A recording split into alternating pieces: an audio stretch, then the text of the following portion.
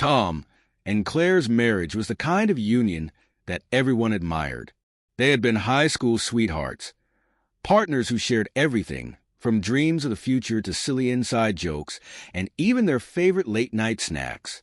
Tom was dependable and steadfast, loyal to a fault, while Claire exuded warmth and ambition. They had navigated college together, celebrated their first jobs, and faced life's toughest moments side by side. Their home was a haven of laughter and love.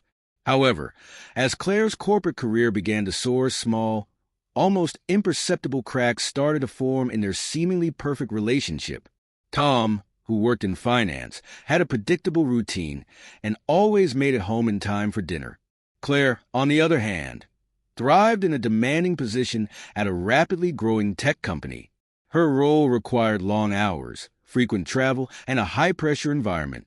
Tom, ever supportive, encouraged her to pursue her dreams, even if it meant missed dinners and late nights. He convinced himself that her achievements were worth the sacrifices. One Friday evening, Claire arrived home later than usual. Her clothes carried a faint scent of wine, and she stumbled through the door with a quiet laugh, her cheeks slightly flushed. Tom, seated in the living room with a book, glanced up and asked, "Is everything okay?" She dismissed his concern with a breezy smile. "We had a team happy hour. It turned out to be more festive than I expected," she said, bending down to kiss him on the cheek. Still, Tom couldn't shake a feeling of unease. Claire had always been candid and open, but lately, she seemed more distant, her answers to his questions brief and vague. Over the following weeks, her absences became more frequent. Late meetings, work dinners, and weekend retreats with her team became the norm. Tom was worried but brushed it aside, reassuring himself that he was simply being paranoid. Claire was excelling at work, and he wanted to support her. Yet, a small voice in the back of his mind whispered doubts. New Year's Eve approached, and Tom planned a quiet evening at home. Just the two of them, sipping champagne as they watched the ball drop and reminisced about the past year. However, on the morning of December 31st, Claire announced that she had been invited to an exclusive office party at her boss Mark's luxurious mansion. "It's a big networking opportunity, Tom," she explained, her eyes gleaming with excitement. "Everyone important will be there. You understand, right?" Tom felt a knot tighten in his stomach. He had met Mark before. Charismatic and self-assured, he was highly regarded at the company. But Tom couldn't ignore the way Mark's gaze lingered on Claire during office events. Despite his unease, he trusted Claire completely. "Of course, I understand," Tom replied with a forced smile. He even offered to accompany her, but Claire assured him that the party was exclusively for employees. That evening, as laughter and music echoed from the neighbors' homes, Tom sat alone, watching the clock. Midnight approached, and Claire still hadn't returned. He called her, but there was no answer. Midnight came and went, and the hours dragged on. At 2 a.m., his phone buzzed with a text from Claire, "Just leaving now. Had too much champagne, but Mark is giving me a ride home. See you soon. Love you." Tom's heart sank. Mark was driving her home in the early hours of New Year's Day. Something about the message gnawed at him, a nagging feeling he couldn't ignore. When Claire finally arrived, she was noticeably tipsy, fumbling with her keys and giggling softly. She mumbled an apology before collapsing onto the couch, leaving Tom to wrestle with the ache in his chest. The unease that had been simmering for weeks now felt impossible to dismiss. In the days that followed, Claire grew even more detached. Her attention drifted during conversations, and she spent late nights texting. One evening, as she showered, her phone buzzed with a new notification. Tom's eyes fell on the screen, and his stomach churned when he saw Mark's name. A wave of nausea washed over him. Hesitating, his fingers hovered over the phone, torn between guilt and the need to know the truth. With trembling hands, he unlocked the phone and began scrolling through her messages. What he found shattered him.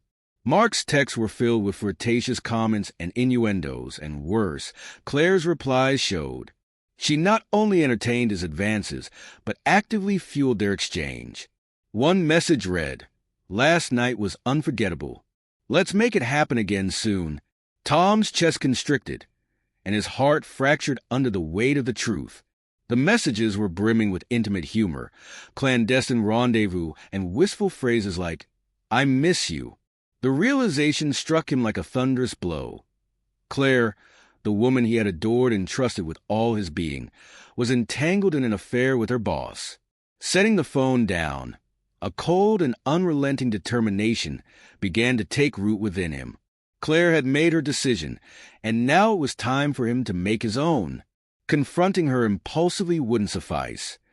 He wanted her to feel the sting of betrayal and devastation she had inflicted on him. Over the next few days, Tom moved with calculated precision. He discreetly opened a separate bank account, diverting funds from their joint savings in a way that wouldn't arouse suspicion. Gradually, he began removing his possessions from the house, taking only the essentials and storing the rest. His plan was meticulous. When he left, it would be as if he had vanished without a trace. Every aspect of his departure was carefully orchestrated. He printed screenshots of her incriminating messages with Mark and enclosed them in an envelope, placing it prominently on the kitchen counter. Alongside the envelope, he left his wedding ring and a succinct note that read, "I know everything. Goodbye." The finality of those words mirrored the hollow ache in his soul. On the eve of his departure, Tom packed a single suitcase, ensuring that no trace of his presence remained to haunt her. He removed every vestige of their shared life: wedding portraits, vacation snapshots, and even the smallest keepsakes that once symbolized their love. By the time he finished, the house felt as barren as his heart. When New Year's Eve arrived, exactly a year after Claire had attended Mark's fateful party, Tom executed his plan. Knowing she had another late-night work event, he seized the opportunity. As soon as she left, he locked the door one final time and gazed at the house they had built together.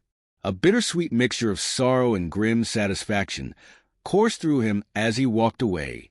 Claire returned just past midnight, expecting to find Tom asleep. Instead, she was greeted by an unsettling stillness. The house felt lifeless, stripped of its warmth. A shiver ran through her as she noticed the barren shelves and missing photographs. Panic rose in her chest as realization dawned. Something was terribly wrong.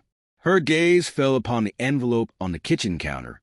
With trembling fingers, she picked it up, her heart pounding as she read the note and scanned the damning screenshots. Tears clouded her vision as the evidence of her infidelity stared back at her, each word a stinging reminder of her betrayal and the trust she had destroyed. In desperation, Claire frantically called Tom, but every attempt went straight to voicemail. She left tearful messages, begging for his forgiveness and pleading for a chance to explain. But Tom had severed all ties, leaving her with nothing but the weight of her choices. Days turned into weeks, and Claire's life unraveled. Her illicit relationship with Mark dissolved swiftly. He had never sought anything serious. To him, their liaison had been nothing more than a fleeting indulgence. With her personal life in ruins, Claire was left to face the harsh consequences of her actions. Loneliness engulfed her, and the gravity of her decisions bore down on her relentlessly. Meanwhile, Tom began to rebuild his life. He relocated to a new city, secured a fresh start with a new job, and focused on mending his heart. Surrounded by the support of friends and family, he pieced his life back together. Occasionally, he heard through mutual acquaintances that Claire was struggling, but he felt no pity, only relief. He had liberated himself from a marriage founded on deception. Months later, Claire made one last effort to contact him. She penned a heartfelt letter brimming with apologies and remorse, pleading for a chance to meet and find closure. Tom read her words with a composed and steady heart. He had already moved on. His life was whole again, his peace restored. In his response, he left her with a single, definitive sentence. "I once loved you, but I loved myself enough to leave you behind. Sometimes, walking away is the only justice."